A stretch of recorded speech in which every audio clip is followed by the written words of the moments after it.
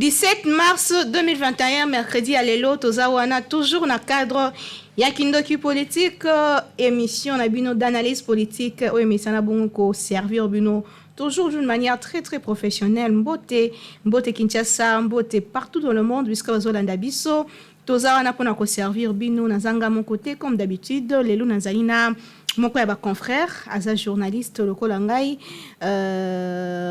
monsieur Alain Ngoma.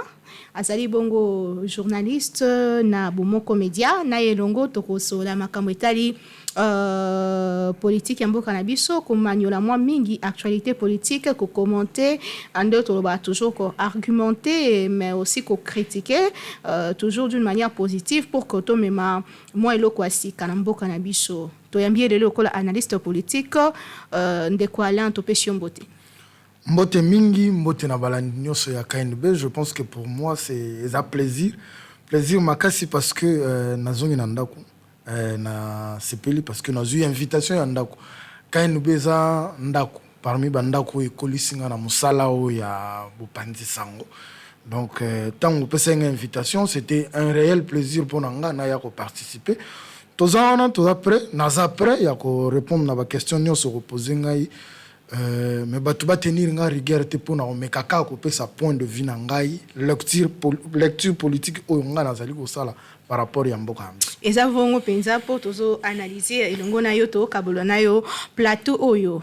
Monsieur Alain, oza journaliste lokola ngai un mois déjà où ta premier ministre azala nommé premier ministre Sama Lukonde Simambo Kabwani ya FCC cash to ganga kiawa ba blocage mais lelo oyo un mois durant gouvernement sama na le bimité ba problème ezo ruta kuna na union sacrée makambo ndenge na ndenge ezo kama likaba ba poids politique donc l'analyste politique yozo analyser les kambongo lolenge nini. Bon déjà bato balandanga na baitando mususu na émission mususu na sala bisika na leka na bisa bato clair. Moi je n'étais nga nazaki David Tetoke na logique ya union sacrée parce que bato ba basculer na union sacrée eza bato ba gérer qui 18 ans na régime autodéploraki ba oya kaka na bizaleli na bango wana et yango tozali ko vivre un mois oui quand tu n'as pas muké pour te que petit 2 mois toza en gouvernement en fait problème est nini ce qui au sali na lobaki yango na ba mission musuna leka na loba ce qui au bali mwasi ya ndumba kolelate ce qui a continué na kati ya ndako na alliance na ye a continuer ko ça ba même moto aza moto abongwanaka mais ce que otali bato ba bongwana sur 10 baleki misato te parce que ba pédagogue balobaka bon on permettre na me ka koloba en français les pédagogues disent ce que tu fais pendant 21 jours d'affilée c'est-à-dire 21 jours na bomo ya moto soko zo sala même eloko chaque jour et comme habitude ce que bato baye na union sacrée lelo ba travailler na régime autodéploré ya miyibi ba misu basali ba 10 ans na régime wala ba misu basali ba 14 ans ba misu basali ba 15 ans ba misu basali ba 18 ans na régime oyo autodéploré qui ebomi mboka. Donc, koya na bango na union sacrée ba ko apporter elo côté. Na reposer bon, mitune za yobi ya no yanga mais nazo réfléchir en disant en terme oyo. Soki otuni bato wana nyonso. Union sacrée zali nini? Ba ko yebisa yo mo vision ya mokonza mboka. Bon vision mokonza mboka ngo eza nini? Ba ozongi saoka union sacrée. Pour dire quoi? Bato ebele ba na union sacrée parce que baboyi komona bozangi na kati ya bapoche na bango. N'est-ce pas que ezalaki occasion pour un chef de l'État ya kolongola système ya Kabili o ezalaki ko nyonso zo utana mibeko zo utana kingakati lelo mibeko zo utasuna kingakati tesko blocage tozo mituna blocage yango e uti susu wapi alors que mibeko eza susu na ngambo kingakati te. Na yeba na salarié mission moko na chaîne numéro de la place ba téléspectateurs ba bengaka ba finganga. Mais bao bazana makanisi lelo peut-être ba opesanga raison. Na salaka analyse mo na lobaka logique o tozo kende nango. Mokonzi mboka atika coalition FCC et kende cash et kende tina suka. Parce que na 2023 alingaki kozala na discours ya opesa biso. ngana alaki David toti lelo na ka David ke mokonzi mboka asangani kaka na bato ba gérer na après 2 ans ya KO oui 2 ans ya KO mais aujourd'hui nous sommes mbula beti lobby et l'exhibition Kinshasa ndenge ezali parce que mbula wana ebeta République démocratique du Congo mobimba vous comprenez oyo tokoki komona Kinshasa ya pamba tala mbindo kushama eleki ange. Vous vous rendez compte? Et pour wapi na ba quartier périphérique té na ba quartier dans la centre ville bandalungwa bandako noyé Kitambo bandako noyé ngiringiri de même oye Kasavu Bukala on en parlons na centre donc ça ba quartier périphérique ouais c'est le gouvernement provincial les il y a président vision ya mboka mokonzi mboka mutape sango. C'est pourquoi je dis nga nalaki David na union sacrée parce que union sacrée lelo tangu ba déceler majorité na union sacrée na assemblée nationale banani bazaki majoritaire ezaki ba dissident ya FCC aujourd'hui commence à réclamer de poste auprès du président de la République donc eloko ya malonga esa mate na bisaki bato na ba mission misu na sala union sacrée et ali on die moi si azana zemi to maman azana cuisine ça dit moi si azana zemi ak échographie ba c'est sexe moi si sexe mobile. Oui, mais moi c'est Rokendo Bota. Échographie peut go kosa. Posa mayele ya moto, za mayele ya nzambete. Échographie peut go kosa. Balobaki mwana za mobali make kuna bimi mwasi. Balobaki mwana za moko mais moi ça ke bota aboti mapasa. Balobaki bana bazami balé mais bana moi mama boti mwana bimi kisimbi. Sko crainte nanga eza que union sacrée et à la zemi go bota kisimbi. Si on mona esika ba ke kunda kisimbi. Non, pona ba réussir te. Selon Maloba Nao, on a compris bien. Na entendement nanga naozela rien de spécial na union sacrée parce que na boyi koyoka attention. Nga na bima na balabala na ba marche. Nga na bima na balabala. So que na paroisse na biso na Saint-Pudis, les jeunes de la paroisse qui ont combattu na ba marche, moi j'étais présent. Nazara na choc na cheville na nga na yoka soni digolo bango. Marche ya mi balé o batu ba kufelaka. Le président Vital Kamerhe, je le dis aujourd'hui, il était dans ma paroisse. Chemise à pembe, manche retroussée. Police, joyeux, nous nous sommes battus avec la police, la Mabanga, parce qu'on a voulu avoir l'alternance. Aujourd'hui, nous avons cette alternance. Mais les mêmes personnes qui ont géré le système Oyo et Tangisa Makila ya Bato, aujourd'hui, ils veulent se passer en saint. Disons que responsabilité n'y a pas Kabila. Non. Non. Et là, tout le monde a une connexion Internet. C'est 3 mois, 2 mois, 1 mois, bon Internet. C'était pour aligner les cas, et ça, à l'étranger. Mais aujourd'hui, il se passe pour de donner des leçons autour du président Félix. Moi, j'ai toujours dit, le chef de l'État doit chercher renouvellement de la classe politique. Renouvellement de la classe politique, on a ça à Mandengeni. Pas si na biso ezalaka parce que tous en a parti politique kama et mutu na mutu na ba ambition na yi. Le jour où la République démocratique du Congo est commandée aux États-Unis, c'est-à-dire na ndenge ya fonctionnement ya mboka te mais na ndenge ya fonctionnement ya politique. Je m'explique. Bozana ba républicain na ba démocrate. Le pouvoir soit ba républicain, faut bino nyonso boya na sima on a poto réussir mandat. Mais dans la logique, parti politique, il y a de ces partis politiques aujourd'hui. Parti politique. Mais quand tu vas chez moi au Congo central, un bureau. Mais quand ils doivent parler République, ils parlent au nom du peuple.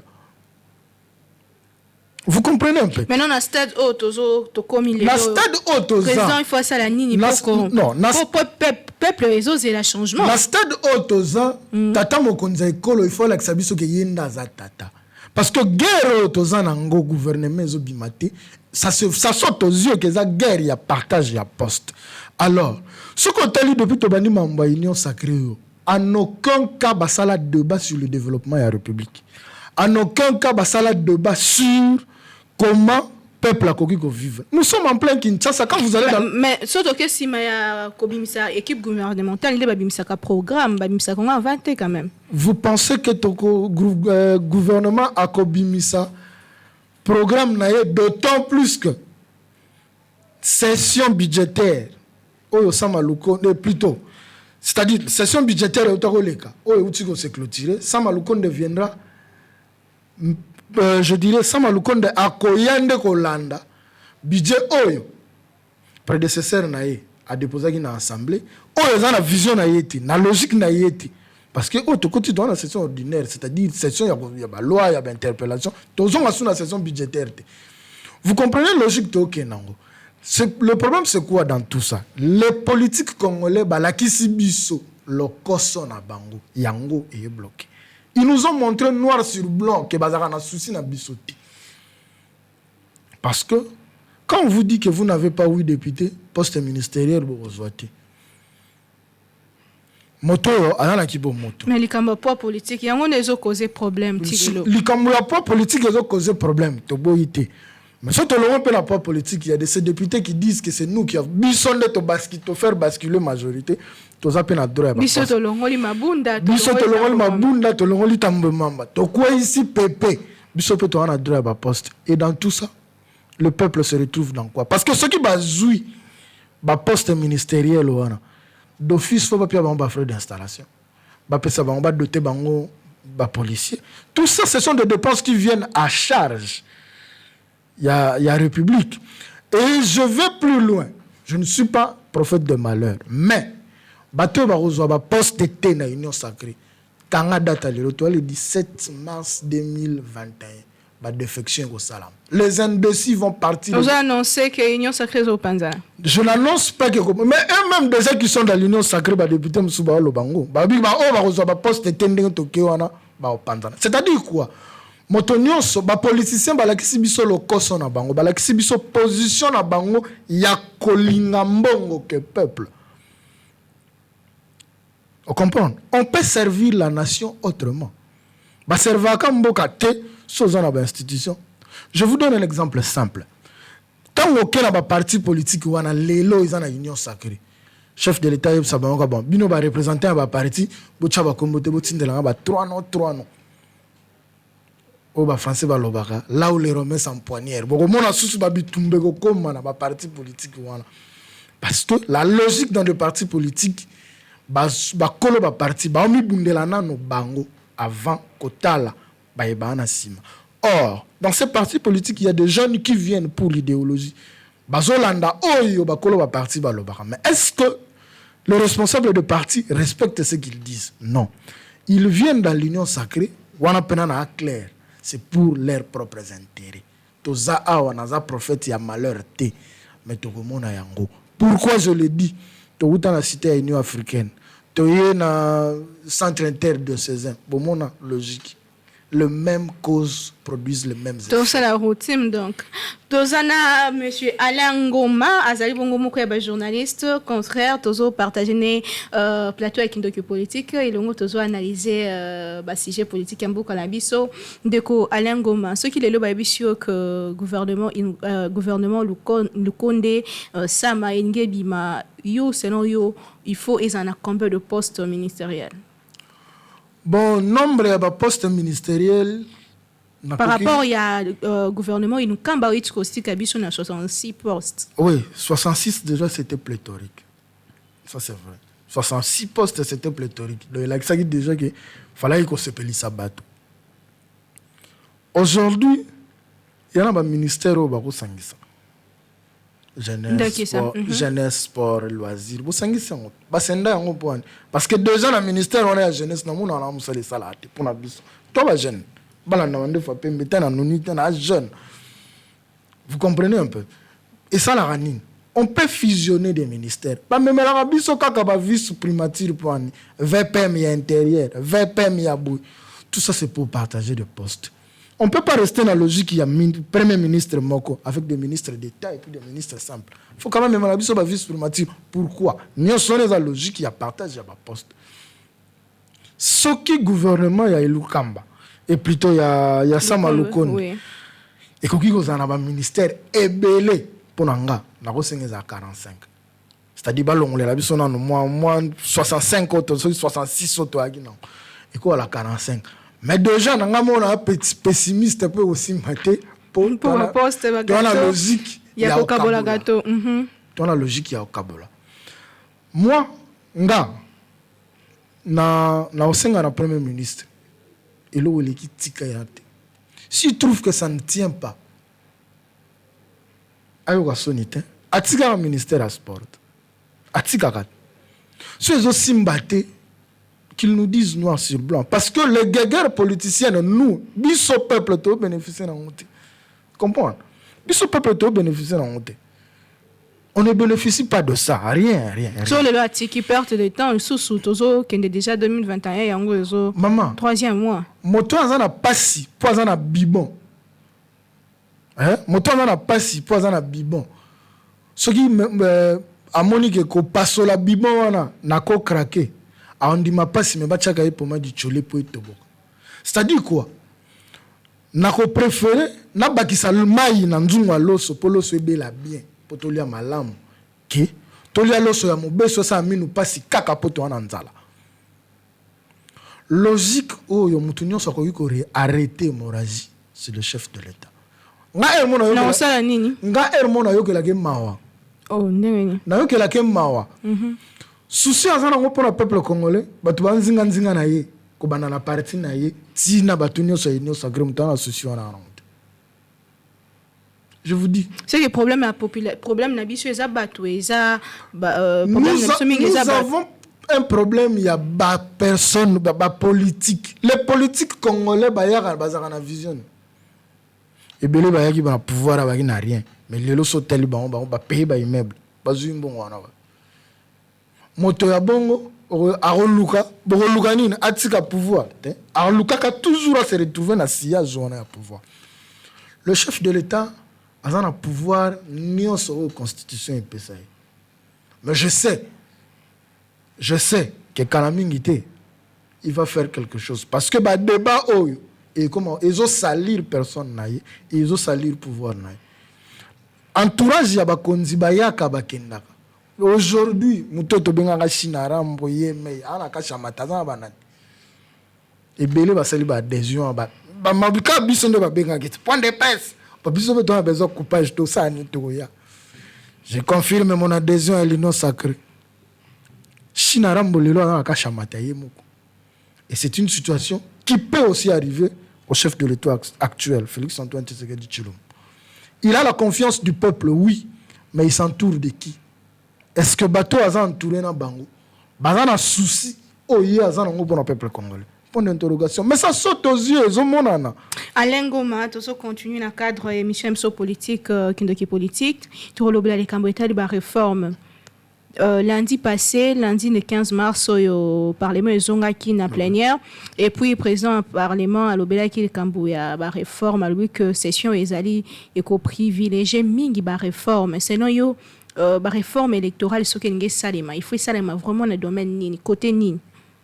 Nga mamba réforme depuis na anda Olanda bato ba G13 en tout cas paix à son âme finalement ya député Henri Thomas Lokondo azaki moko ya ba G13 oui et là ba betela c'était mingi on a landa bango et puis etikalanga pena na mutu en dehors ya nyonso.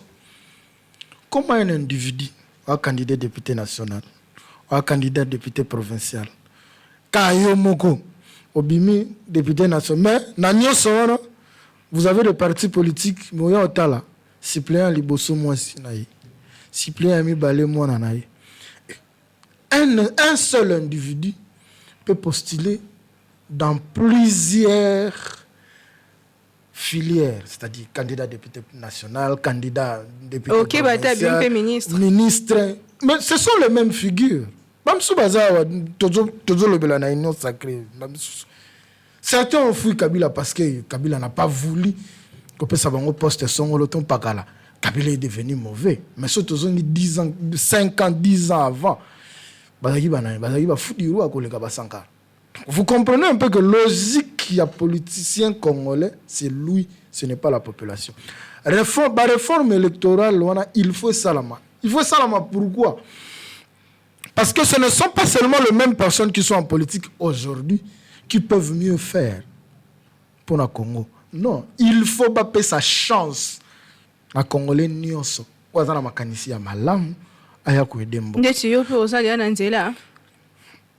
En tout cas, tout journaliste et politicien. OK. Tout journaliste et politicien Surtout, tout ça, la mamba politique. Que tu le veuilles ou pas, de loin ou de près, tu l'es. Donc aujourd'hui, ce qui est opportunité. Comme on a parlé, Malobe aussi, hein? Non, Malobe aussi la thé. Malobe aussi la thé parce que moto na moto azana ndenge ya monela kakibo moto na ye. Malobe aussi la thé. Malobe aussi là, ceux qui un jour n'a commis un parlement, peut-être ceux qui n'a côté la logique ya olia. Maintenant zonga na makamutwa réforme. Et là moi échappé ngai mais ekoya likambo ya seuil. Obi ke likambo ya seuil yo ekoyi sa ba te belé. Seuil électoral. Bande on biso ba auto gérer biso pendant 18 ans ba kendaki, ils savaient ce qu'ils avaient planifié. Bilo qu'on a na réforme électorale, il faut pas revoir. Il faut pas revoir en et qu'on permettre à ce que Congolais n'y soit dans makasi. Ya osungambuka na aya. Mais pas si to ala na on a Congo ezani. Et belé ba ya politique pour ba ya ozambongo.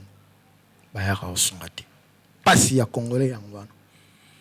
To ya na politique hôtel bino ah tu peux nous aura ketch, nous aura oui wa maebo. Bilo wa motambola lango. Yo mo fandi vena bo réserve mutu ya 40 litres so ye faut cha full pour clim faut ça là mo ya kina ko kango sute mais toi no faut les l'année taxi toi no zora na wewe donc c'est un peu compliqué mais quand on a une réforme électorale on a robeta pe c'était na population o yekenda ko voter oh yo 3 législatives tout ça déjà cycle électoral c'est pour ça ni voter 3 fois Congolais peut faire comme en maturité. C'est-à-dire, discours, il y a des politiciens devant Bisso, et quand tu dans la logique, afin de faire Bisso quelque part, à Kaboli Bisso pour l'eau. Mais on a pas il y a responsabilité à Bisso, après, sport, Torobelango, Penzamité, la population, ils ont canissé que politiciens, topé député, il faut ton pont, il faut ça la bouille, alors que, ça n'était logiquement. Non, en fait, Mabé, elle a qui, dès le départ, l'élection à Liboso, balaki saka congolais te. Kokabula baloso nyonso. Non, en fait le problème c'était au départ. En 2006, balaki saka congolais te élection ezani. Au fur et à mesure to pousse en 2011, congolais a comprendre kate. En 2018, congolais ma bateau yo. En 2018, élection y a élection sanction. Bien que Mamakambo le cas n'a pas mais élection y a élection sanction.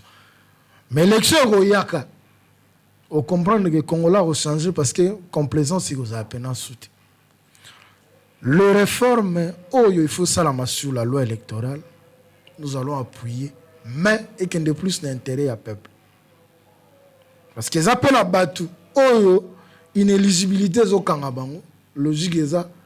Réforme et salama pour bango ba comme éligible en 2023 pe ba tchalibaya tolobeli mingi na ngambu ya ba politicien kasi na même plénière wana président ya parlement lobelaki pe likambo etali ba confession religieuse na kopona président ya CENI to monaki mbutu na bango fallait ba sunga biso ma ti lelo président ya CENI azana no éligible te makambo esala me belé et yo na ngambu na yo zo kanisa likambo yango lolenge nini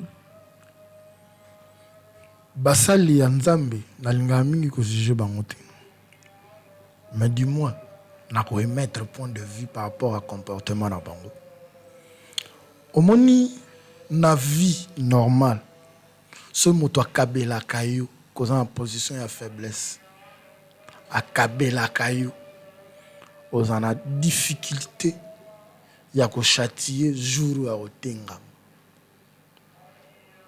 tout cas qui bango ils ont parlé de il y a ba montagne mbongo et tambola c'est-à-dire il faut couper sa chance na congolais nyonso est capable de apporter quelque chose pour mboka na ye ba politicien kate ba politicien ba la kisi biso depuis mboka o zala mboka o ba politicien na ba politicien ba gérer mboka ngo suki wa tout ça quand tout ça nous allons continuer au bakisama misère continue au bakisama mais si nous avons une loi qui permet à tout le monde de postuler sous d'autres sites tout le monde homme d'affaires moi ya munene aza politicien té mais c'est sentir que Ndembo etambolela malamu te expertise on nango na mekana ko ya ce qu'on a politique na apporter quelque chose. Pana biso ya la rara si ya joana ya politique si ba verrouilla alongwaki na parti o na parti songolo alongwaki pas autorité morale ou na autorité morale bazo bloquer et ba loi ezala plus taillé sur mesure en faveur na bango au lieu bacha ba loi moko équitable o ekoki ko permettre congolais nyonso aya a postuler pour a même pe toucheur aux anongo metinga nanga pe na ko lobaki na postuler na la parti te et le côté na indépendant so botikali na logique ya sei to suka nazoni pena na contre nanga nazui ba voix esengela ki pona bima député mais comme na yaki indépendant na kokisi logique ya sei te ba singa yo te muto na ba voix c'est tout monde ebele ba lela na lukunga na ba funa ba lela logique ya sei bazongisa loi électorale normal favorable mais loko on a postuler au provincial au national kaka mutu moko et puis ba suppléant basi na bango na bana na bango wana ne pene lo faut ba betela c'était ni banderi balongo. Donc en bref pour la réforme il faut ça la loi électorale réforme faut ça la loi électorale pour peut-être la logique to ta vivre en 2018 o ba député ba nomaki bango te poto longo c'est-à-dire mutu foye ba tina kendaki ba voter nga ba ficher pina ba voix nazwaki autant ala le kainga atena chama kelile tena TV pour aller. Voilà. Dernièrement, peu moko ba politicien mboka na biso na otanga kombote kasi a dénoncé ko ba kweza na bato ba postila kité même ba mikuti ba député eza na bato ba postila ki ba zwa te ba mikuti ba député donc nyonso wana il faut ko nyonso wana eza ba irrégularité. C'est vrai que tozana nous en matière élection tozana nous jeunes parce que République démocratique du Congo depuis tozwa li panda tilelo tala nombre d'élections to sali tous en nos jeunes mais du moins ba irrégularité on soto kutani nango depuis ba élection bandi ba sa réforme ya loi électorale ba prendre en compte pour que demain ou après demain ba frustration ezalate ba to pe ba landela mibeko ils doivent se dire nous passerons un jour mais la République restera.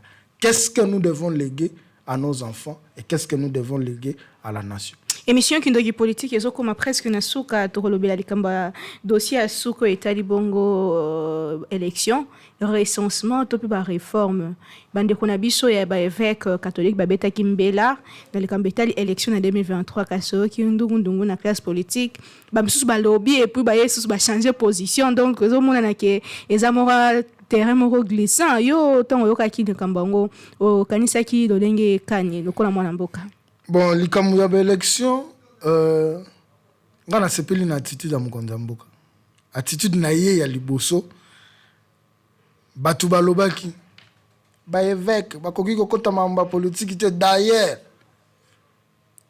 un jour après messe ya ambassadeur wa utakotika biso ya Italie salama na cathédrale mais Cécile mokonza mboka na cardinal Ambongo bazwaki 5 ou 6 ou 10 minutes mo ya hôtel ma basololi.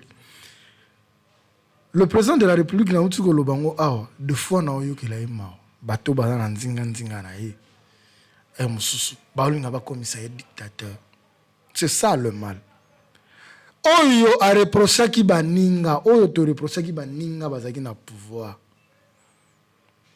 biso tokoki ye akoki ko sala yango te.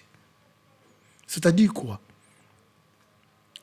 Surtout comme il y a un glissement pour l'élection en 2018, c'est parce que on a vu sur la FCC. Le cas qui est la logique. Bon, ils ont été. Bon, ils ont été qui astuce. Élection, nous préparons. Le premier jour, nous avons pouvoir, nous avons préparé l'échéance électorale. C'est comme ça. En fait, est-ce que pouvoir y a les arcs qu'on s'est préparé? C'est ça que je pose la question. Mboka, il y a continuité. On comprend. Nous avons reproché à Kabila, Babilo.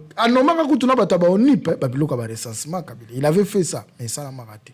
Pression des uns, les gars. C'est-à-dire quoi? Na point de presse, il y a des évêques. Point les alaïka, il y a un hôtel. Mais pourquoi ça capte l'attention des gens?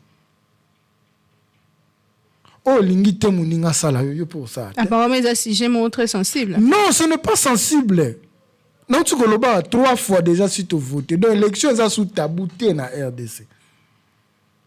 Quitte à ces personnes-là qui s'agitent de se préparer. Moi, j'ai apprécié Maître Nager.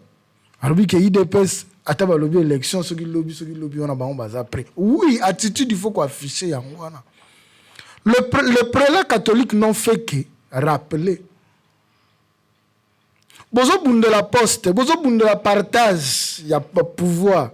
Mais bozo boss que dans 2 ans, il faut qu'il y ait une élection. Vous tenir compte de ça.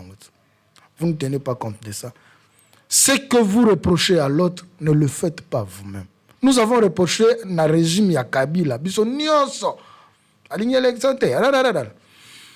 Vous savez qu'aujourd'hui, l'administration congolaise, l'administration Congo, est informatisée. Il y a une province Moussuna Kendate. Mais je prends chez moi au Congo central. Moi, je suis du bas fleuve. Na contré, il y a le premier président de la République démocratique du Congo, Kasavubu, na Singine. On dit que na Singine, l'administration est informatisée, rien. Aucun mboka ya ba père na biso na ba tweed na ba mbata mbengi. L'administration n'est pas informatisée. Bon, ça recensement de. Donc on va faire le recensement à la main. Toujours commande. Quand on écrit, tu as délimité, tu as dit que tu as année ou année ou. Tant recensement est au sale, les années vont passer. Bano bazaki na âge ya ki mineur, ba comment ba majorité, ba comment. Vous verrez que tu as la logique ya kokendaka. C'est-à-dire na minute oyo, tu as la logique ya ndaku et ozika. Onyo soyo moni koko sauver, to sauver non. Certaines personnes nous disent qu'aujourd'hui, l'élection est la priorité. Non. L'élection, même les bisons ni na mboka. Et même les bisons changement de régime. Et même les bisons alternance. Et même les bisons fatigués na pouvoir. Donc il faut continuer parce que c'est une bonne logique. Les gens ne doivent pas rester dans la logique qui y a na motu comme il ne peut pas du pouvoir, il faut se pérenniser dans le pouvoir. Non. Nous devons prêcher. Donc il ne faut pas que tous on ait un recensement. Non, c'est-à-dire recensement est qu'il y a. Mais bah relançant au camp. Ce qui est commis condition sine qua non pour élection salama. C'est là où je ne suis pas d'accord. Il y a 8-3 ans. Ils ont une ambition politique. Ou ceux qui ont des ambitions politiques, ils font quoi? Ils font comment? C'est-à-dire la République doit donner la chance à tout le monde de œuvrer. Le président de la République il reste en fonction. Ça, c'est pas un problème. Il reste en fonction. Mais la logique, bah comme c'est nan. Dictateur. Or, il n'est pas ça. C'est ce que nous avons reproché à Kabila. Et, pas si nous avons la société.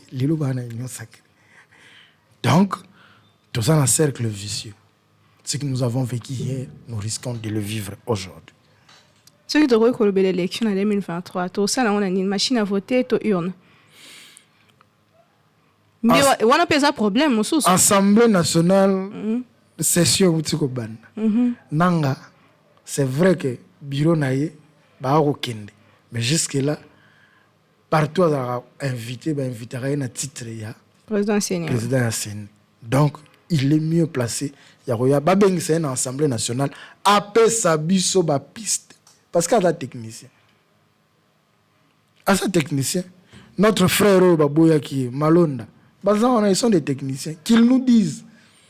Qu'est-ce qu'il faut faire? Et la continuité de l'État, maintenant, aussi là-bas, mais pour la 2023, élection, il faut ça. Exécutif, c'est ça. Tout le monde a la logique, qui n'est pas bunaki dans l'opposition, qui l'élo, il faut pérenniser le pouvoir, dans temps durée tout ça qui est dans l'opposition. Non, ça c'est mauvais. C'est là où, des fois, je choque les gens. C'est-à-dire nous devons être pragmatiques dans la vie. Comprendre? Si vous que Gillette, émission na biso kindoki politique comme na suka dozaki bongo na mwana mboka Alain Ngoma azali moko ya ba journaliste ana mboka na biso na télévision bo moko média azali na esengo pe ya ko partager nanga ma plateau ya lelo mwana mboka lilobano ya suka pona o émission kindoki politique. Na réitérer sous ba remerciement par rapport à l'invitation de Pessinga, je pense que ezamba liboso mais ozamba sukate po ezandako. Boé. Na yebi KNB ndenge banda. Donc tokinanga pe tanga po KNB koma oye komi. Mais s'il faudra que je dise naloba likambo par rapport à mboka na kosenga na ba politicien. Moi sursaut patriotique ezala. Jeep bako kabela yo osa accident et bonzama. Lobi to mona ba inondation ba to senti bena ke mutuka nyonso dindi na kati ya mai na mbula ya 6h ti 12h. Donc mutuka pe ekokufa mbongo pe ekoleka. Mais qu'est-ce que vous allez léguer à la nation? Bana na bino ba omona bino. Et les politiques congolais, il faut pas comme na logique ya koyoka soni ya ko démissionner pe ce que zosimbate parce que na minute nous faisons le sur place parce que mboka ba pesibiso image kaka sokoza politicien te okoki koya na likanisi ya malamu te pona Congo. Si vous regardez partout à travers le monde, bokomona bokotala ba congolais ba osa ba prouesse ba koki kozala pena makanisi ya kozonga mboka pona ko aider mboka mais bato ba bloquer bango ka bato baza aux affaires. Donc les Congolais tenons bon biso population pasi ate umeli et si là nzalata à 5 ans bilé à jour moko et si ça nango yango. Le meilleur reste à venir si réellement les politiciens et nous-mêmes allons faire des choses pour sortir les Congo de l'eau. Le meilleur reste à venir, mais tous les là, nan to je pas mais biso changement ah tous opposants même à Kamango. Le changement c'est moi, c'est toi, c'est l'autre. N'attendons pas seulement changement na ko uta na bakonzi. C'est vrai que bangonde batu bazana loboko ya ko pesa impulsion. Mais soki ngai na yope totikalika na makanisi mboko le jour où on nous amène aux affaires to kota na logique voilà. Donc nous devons commencer par changer nos mentalités. Kolinga Congo koleka biso ndé et ko permettre à ce que ce pays change réellement. Alain Goma topendi botondi. Merci beaucoup.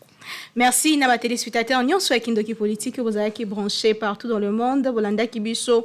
Bon, continuez à communiquer biso na compte Facebook na biso pe na numéro ezali affiché juste na bas écran na bino to za toujours wana pona ko servir bino toujours d'une manière très très professionnelle na loba ngota nyonso to kutani lobby pour na édition mosusu toujours na ko servir bino kasi kimia na bota na bino.